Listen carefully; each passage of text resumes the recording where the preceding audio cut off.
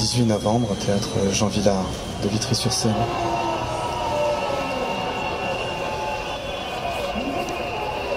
Plus ou moins que mardi dernier, cette 6e journée de manifestation contre la réforme des retraites a à nouveau été l'occasion de comparer les chiffres, côté syndicat et côté police. Les uns annoncent 3,5 millions de manifestants, les autres 1,1 million. Bon, pour moi, la manière dont cette réforme a été conçue me semble être complètement révélatrice d'un mépris de la démocratie sociale et explique pour partie le mouvement de rejet qu'elle a suscité. C'était le 10 mai, c'était un 10 mai 44. La conférence de Philadelphie, c'est sur l'Organisation internationale du travail. Sur l'emploi, ils employaient le terme la plénitude de l'emploi. Un travail, ça doit participer à l'épanouissement, à l'accomplissement de celui qui travaille. T'es au chômage alors? Bah oui, comme tout le monde. T'as rien retrouvé? Ah non, rien. La pièce de Sylvain Levet raconte l'histoire d'un grand-père communiste qui tente de transmettre ses valeurs à son petit-fils Costa.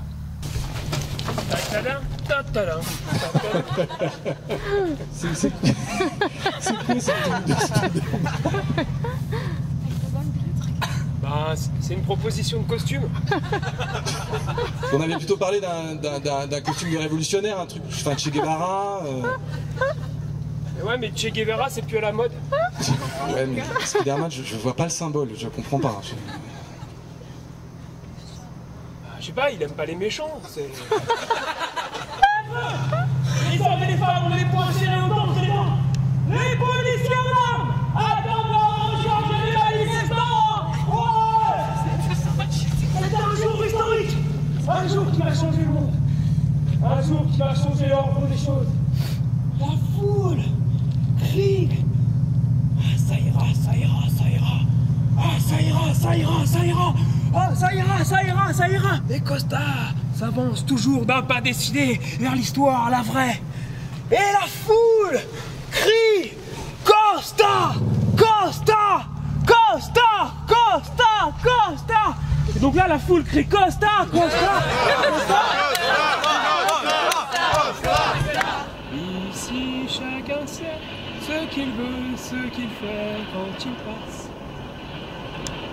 À l'issue de la manifestation sur la rue Bourguiba de Tunis, nous nous sommes retrouvés entourés d'un groupe de manifestants au coin de la rue Gandhi et de la rue de Marseille.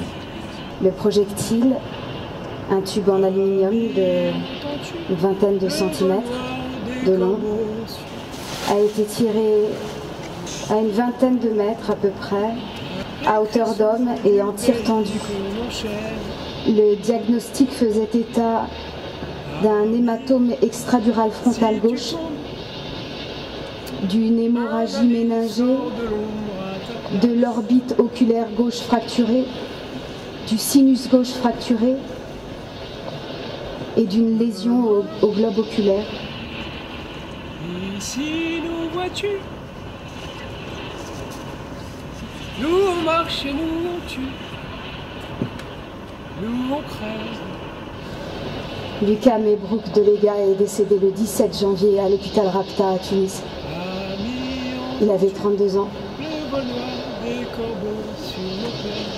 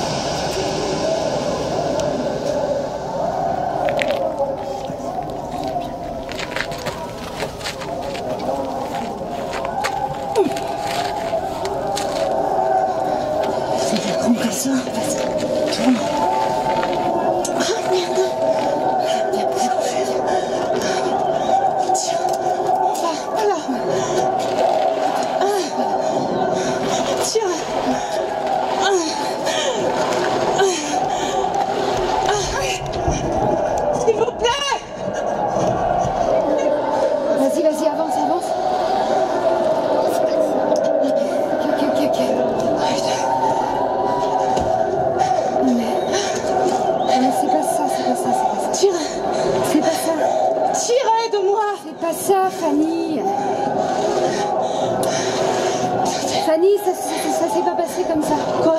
Ça s'est pas passé comme ça. Quoi, ça s'est pas passé comme ça? Il n'y avait pas de voiture. Il n'y avait pas de voiture. Alors il fallait évacuer le plus vite possible, c'était compliqué, aucune voiture ne circulait.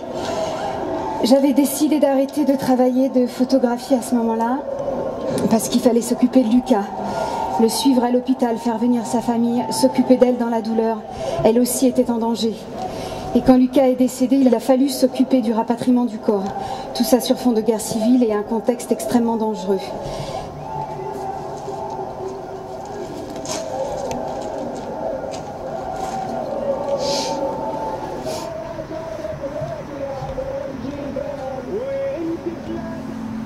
T'as voté quoi, toi? Moi, j'ai voté blanc. T'as voté blanc? Entre oui et non, t'as voté blanc? Bah ouais, c'est ça, c'est bizarre. Ouais, enfin. Bon, ceci dit, moi, j'ai pas réfléchi non plus. J'ai voté comme mes parents. J'avais 18 ans, j'ai voté socialiste. T'as voté oui? Ouais, j'ai voté oui. Ouais. Pas pourquoi j'ai voté blanc. Et toi, t'as fait comme tes parents aussi. Bah ouais. T'as voté communiste, toi. J'ai voté non. Ouais. On reviendra sur la suite. Donc, Ce soir-là, je ne regarde pas Sarkozy. il se trouve que je suis responsable de la sécurité. Je regarde pas Sarkozy, j'essaye de suivre sur mon iPhone le discours de Moubarak. Eh bien les Égyptiens, ils ont décidé de s'installer là. De transformer Tahrir en grande agora avec le coin pour les discussions politiques, le coin pour manger, le coin pour les objets perdus, le coin pour l'infirmerie, le coin pour dormir. Enfin, ils ont vraiment... Je rêverais d'être là-bas. Alors Internet me permet de vivre ça un peu par procuration. La censure, c'est un problème éthique. Ce que tu perds en censurant est plus important que ce que tu gagnes. En nous enlevant YouTube, ils nous ont enlevé des outils. Alors on a engagé une lutte contre le gouvernement. Avec des amis, on a organisé des sites collectifs pour héberger les blogs interdits. Et puis on a fait de la pédagogie, on a appris aux gens à se servir des proxys pour détourner la censure. À la fin, même mon grand-père, il savait se servir d'un proxy. Engagé politiquement ou pas, tout le monde a commencé à comprendre qu'il fallait réagir. En tuant nos frères, nos amis, nos cousins. Ben Ali a mis toute la Tunisie dehors. On n'avait plus rien à perdre. Les manifs éclataient spontanément, mais les revendications étaient différentes d'une région à l'autre. Et puis comme tout le monde était connecté à Internet, il s'est passé quelque chose. Une réflexion commune.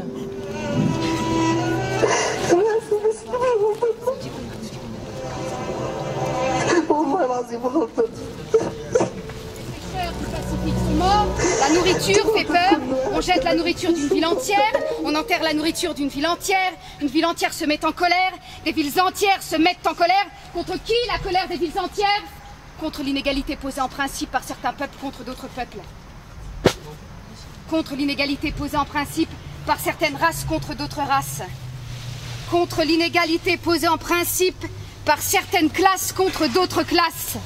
Je sais, ça recommencera. Il y aura 10 000 degrés sur la Terre, 10 000 soleils, dira-t-on. L'asphalte brûlera, un désordre profond régnera. Une ville entière sera soulevée de terre et retombera ensemble.